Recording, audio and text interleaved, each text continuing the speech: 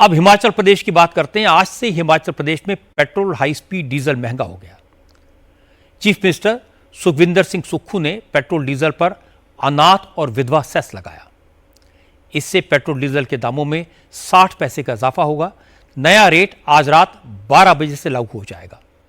हिमाचल सरकार का कहना है कि इस सेस से जो पैसा मिलेगा, अनाथ बच्चों और विधवा महिलाओं के वेलफेयर में उसे खर्च किया जाएगा।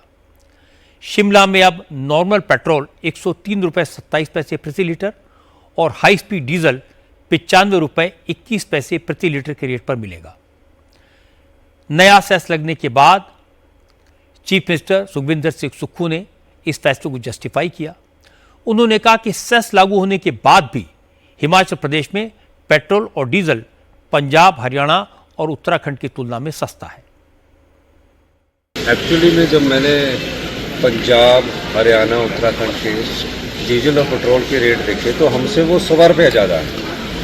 तो मैंने कहा भी हमें क्या करना चाहिए। तो मेरे दिमाग में एक विचार आया कि हम अपने विधवा बहनों के लिए, उनके बच्चों की पढ़ाई के लिए सेस लगा देते, जिसका कि हमने कानून पास किया।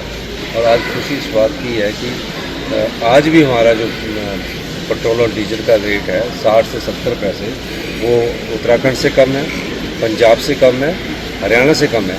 चंडीगढ़ का, क्योंकि चंडीगढ़ यूनियन टेरिटरी है तो उसमें किसी प्रकार का लगता नहीं, उनके पास बहुत पैसा आ जाता है। बाकी सब जगह से हमारा अभी भी 70 पैसे कम है। तो मैंने ये कहा कि उस गैप को भर लेते हैं, फिर भी हम कम रखते हैं, तो इसलिए ये सस्ता है। लेकिन बीजेपी ने सुक्खू सरकार के इस फैसले का विरोध किया।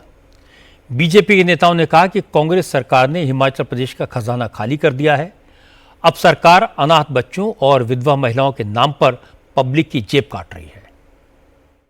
हिमाचल की जनता प्रदेश की कांग्रेस सरकार से लगातार त्रस्त है, परंतु एक के बाद एक और तरह तरह के टैक्स लगा करके जनता का जीना मुहाल किया है कांग्रेस की वर्तमान सरकार। फिर एक और नाम लेकर के 60 पैसे का रेट डीजल और पेट्रोल का बढ़ा दिया गया। भारतीय जनता पार्टी इसकी कड़े शब्दों में निंदा करती है। आवागमन के साधनों पर प्रभाव पड़ेगा, टैक्सीज पर, बसों पर, सब चीज के किराए पर इसका असर पड़ेगा। इस चीज का असर किसान को पड़ेगा। किसान जो डीजल पेट्रोल इस्तेमाल करता है उसको पड़ेगा, बागवान को पड़ेगा, प्रत्येक व्यक्ति को इसका प्रभाव होता है। अब इनके दिन ज्यादा बचे नहीं। पेट्रोल डीजल की कीमतें बढ़ने से आम लोग मायूस हैं। लोगों ने कहा कि पहले से महंगाई की मार है, ऊपर से सरकार ने पेट्रोल डीजल के दाम बढ़ा दिए। अब जनता कहां जाए, अपना दर्द किससे कहे। गवर्नमेंट ने बेशक ये अच्छे पर्पज़ के लिए किया होगा ना, लेकिन अगर तेल बढ़ गया तो हर एक चीज़ें बढ़ेंगी। आज वैसे ही महंगाई इतनी है। ये जो गलत है तो चीज़ तो गलत है। पहले इन्होंने पेट्रोल महंगा किया, फिर सस्ता, फिर कम कर रहे, फिर ज़्यादा कर रहे।